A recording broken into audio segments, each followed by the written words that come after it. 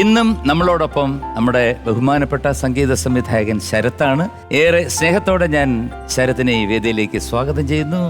ശ്രീ ശരത്.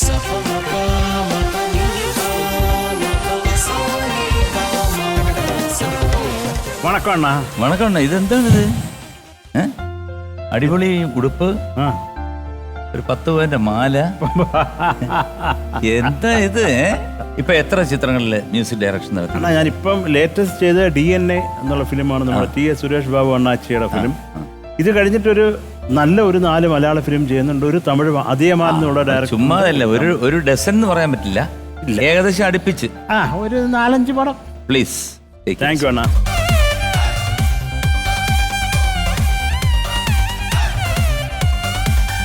നമ്മളുടെ എപ്പിസോഡ് മനോഹരമാക്കി തീർക്കാൻ നിങ്ങൾക്ക് എല്ലാവർക്കും എന്താ പറയുന്നത്, സന്തോഷകരമായിട്ടുള്ള കുറച്ച് പാട്ടുകൾ പാടാൻ ഞാൻ ഏറെ സ്നേഹത്തോടെ ഞാൻ ഈ വേദിയിലേക്ക് സ്വാഗതം ചെയ്യുന്നു. Kalabhavan Bindu.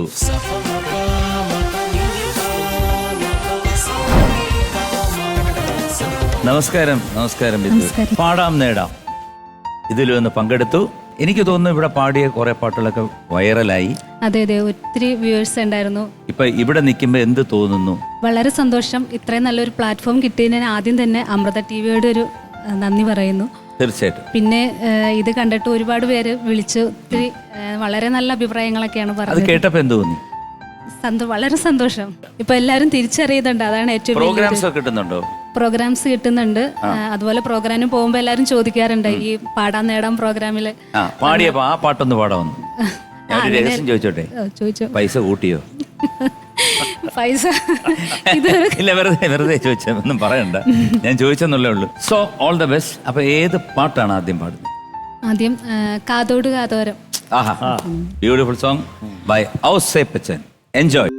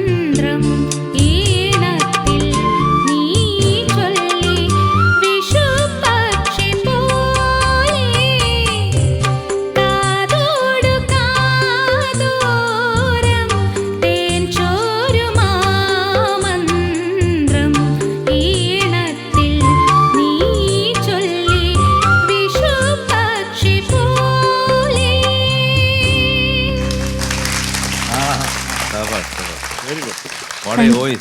Thank you sir. മികച്ച ആലാപനം, ഒരു നിറഞ്ഞ പെർഫോമൻസ് ആണ് കാഴ്ചവെച്ചത്. Thank you sir. വളരെ ഈസി ആയിട്ട് പാടുകയും ചെയ്യുന്നു.